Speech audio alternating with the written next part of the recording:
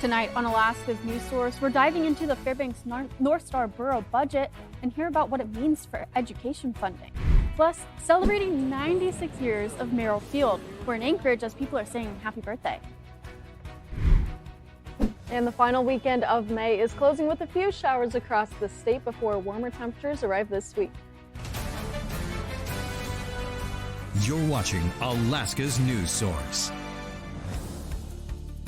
The Fairbanks North Star Borough has adopted a budget for the next fiscal year, passing the document in a vote of 7-2 at its May 14th meeting. Alex Bengal takes a look at what it means for residents.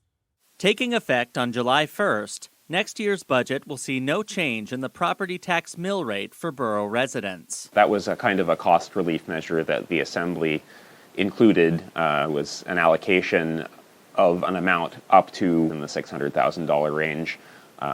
Basically to buy down the property tax rate so that there will be no increase in the mill rate for people. Hewitt notes that higher property valuations could still lead taxes to go up, but the rate will be the same. It was mostly a status quo budget. We tried to hold the number of positions that we have here, the expenses that we have across departments. We tried to keep those as much in line with expenses as possible. Education, meanwhile, seeing a local contribution of $65.7 million, nearly $3 million more than last year. That includes $60 million from our general fund and then $5.7 million from the amount of money that got swept because the school district had basically too much excess money in its fund balances. School Board President Bobby Burgess saying this number meets the school district's request for the year, but expressing disappointment that some of that money came from the amount reallocated from the district's funds earlier this year. We would have liked to be able to use that on operations.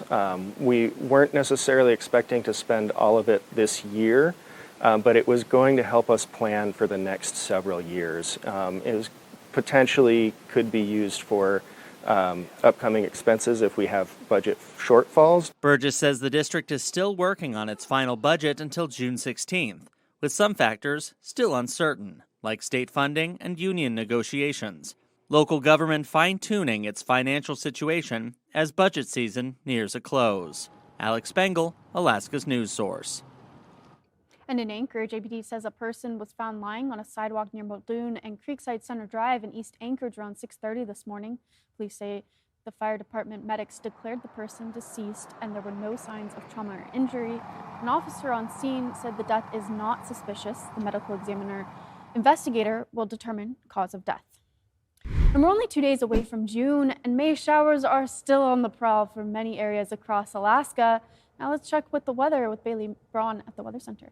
Thank you, Michaela. Yeah, we are closing up May. Similar to how we started, temperatures still just a little bit below normal, and even a few of those showers have been rolling through across South Central, even for parts of the interior. And as we look across the state right now, even areas like Southeast holding on to a bit more of that moisture into the overnight hours tonight and even into the morning. But skies will clear for the Southeast region for your Sunday. Areas in Anchorage and across South Central will see a little bit more of those clouds into tomorrow, but not mostly cloudy skies. We're looking ahead to some partly sunny to partly cloudy skies. Meanwhile, the interior is still expected to get a few more of those showers tomorrow. Today in Anchorage, you can see lots more of those clouds that have rolled in today, but moving into the interior, more of those showers are expected.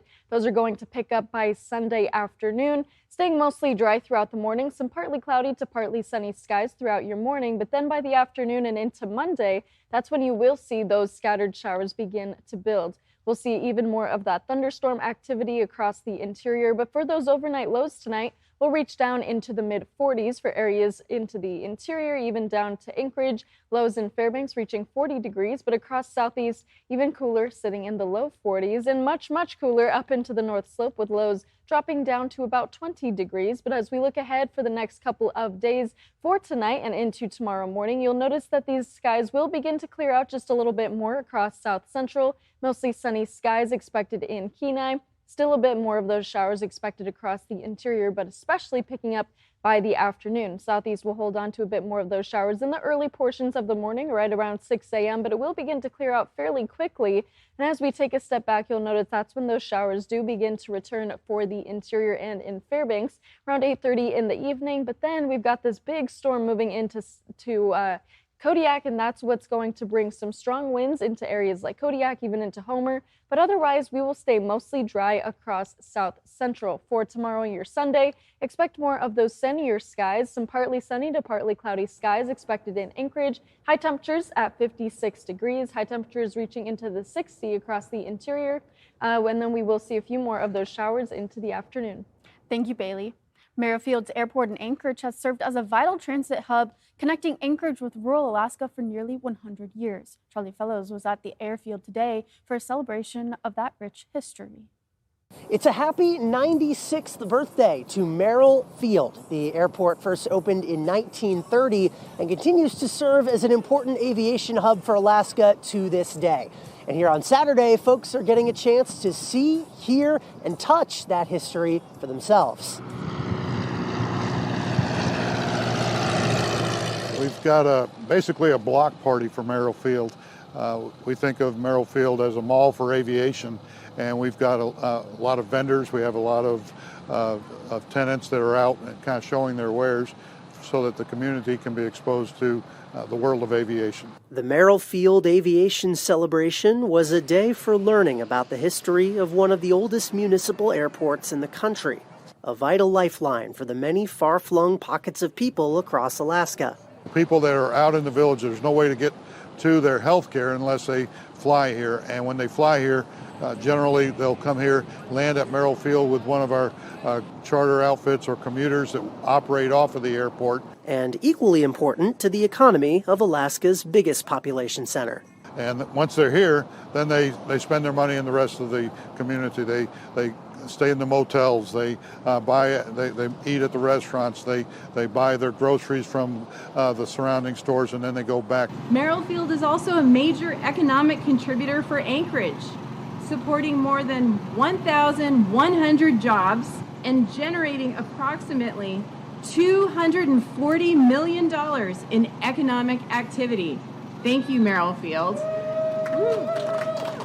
All this, of course, begging the question of what the 100th birthday celebration of such a vital piece of Alaskan aviation history will look like. It's going to be bigger and better. We're coordinating it with the J-Bear Air Show, and we want to invite more and more people.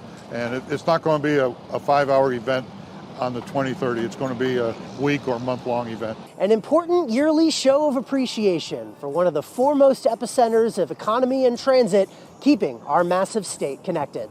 Charlie Fellows, Alaska's news source. Thanks for listening. Click subscribe so you can get the latest podcast from Alaska's news source automatically. And stay up to date with breaking news and in-depth reporting available for free 24/7 with the Alaska's news source app.